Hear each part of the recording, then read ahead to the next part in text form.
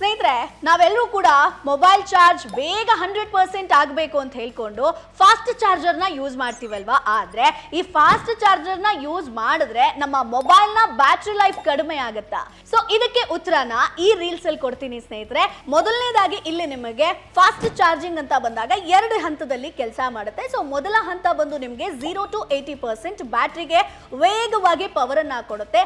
80% ಆದ್ಮೇಲೆ ನಿಮಗೆ ಆ ಒಂದು ಪವರ್ ಏನಿರುತ್ತೋ ಅದನ್ನ ಕಮ್ಮಿ ಮಾಡುತ್ತೆ ಸ್ನೇಹಿತರೆ. ಇದು ಆಟೋಮೆಟಿಕ್ ಆಗಿ ಫಾಸ್ಟ್ ಚಾರ್ಜಿಂಗ್ ಅಲ್ಲಿ ಆಗುವಂಥದ್ದು. ಸೊ ಹಾಗಾಗಿ ಫಾಸ್ಟ್ ಚಾರ್ಜಿಂಗ್ ಅಂತಂದ್ರೆ ಟೆನ್ಷನ್ ಆಗಬೇಕಾಗಿಲ್ಲ. ಬಟ್ ಇಲ್ಲಿ ಕೆಲವೊಂದು ವಿಚಾರಗಳನ್ನ ನೀವು ಗಮನದಲ್ಲಿ ಇಟ್ಕೊಳ್ಬೇಕಾಗತ್ತೆ. ಸೊ ಅದೇನಪ್ಪಾ ಅಂತಂದ್ರೆ, ನೀವು ಚಾರ್ಜಿಗೆ ಹಾಕಬೇಕಾದ್ರೆ ಅದರಲ್ಲೂ ಕೂಡ ಫಾಸ್ಟ್ ಚಾರ್ಜರ್ ಅಲ್ಲಿ ನೀವು ಚಾರ್ಜಿಂಗ್ ನ ಹಾಕ್ತೀರಿ ಅಂತಂದ್ರೆ ಫಾಸ್ಟ್ ಚಾರ್ಜಿಂಗ್ ಮಾಡಬೇಕಾದ್ರೆ ಗೇಮ್ಸ್ಗಳನ್ನ ಆಡೋದಕ್ಕೆ ಹೋಗ್ಬೇಡಿ ಅಥವಾ ಮೂವಿಗಳನ್ನ ನೋಡೋದಕ್ಕೆ ಹೋಗ್ಬೇಡಿ. ಇದರಿಂದ ಬ್ಯಾಟ್ರಿ ಬಿಸಿ ಆಗ್ತಾ ಹೋಗುತ್ತೆ. ಅವಾಗ ಬ್ಯಾಟ್ರಿ ಲೈಫ್ ತನ್ನಿಂತಾನೆ ಕಡಿಮೆ ಆಗುತ್ತೆ. ಇನ್ನು ಎರಡನೇದಾಗಿ ಫಾಸ್ಟ್ ಚಾರ್ಜಿಂಗ್ ಅಂತ ಬಂದಾಗ ನಿಮ್ಮ ಸ್ಮಾರ್ಟ್ ಫೋನ್ಗೆ ಏನ್ ಚಾರ್ಜರ್ನ ಕೊಟ್ಟಿರ್ತಾರೋ ಅದನ್ನೇ ಬಳಕೆ ಮಾಡಿ ಸ್ನೇಹಿತರೆ. ಸೊ ಇತ್ತೀಚೆಗೆ ಮಾರುಕಟ್ಟೆಯಲ್ಲಿ ಎಲ್ಲವೂ ಕೂಡ ಫಾಸ್ಟ್ ಚಾರ್ಜರ್ ಅಂತ ಕೊಡ್ತಾರೆ. ಬಟ್ ಅದು ನಿಮ್ಗೆ ಫಾಸ್ಟ್ ಚಾರ್ಜರ್ ಆಗಿರೋದಿಲ್ಲ. ಅದನ್ನ ಕೂಡ ಚೆಕ್ ಮಾಡ್ಕೊಳ್ಳಿ. ಸೊ ಇದರಿಂದಲೂ ಕೂಡ ನಿಮ್ಮ ಒಂದು ಮೊಬೈಲ್ ನ battery life ಹಾಳಾಗಬಹುದು.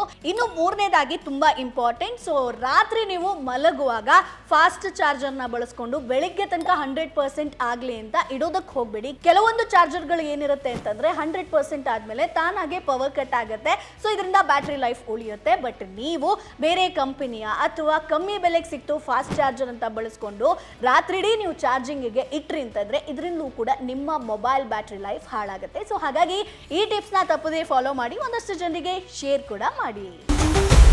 Boss Vala, B the boss.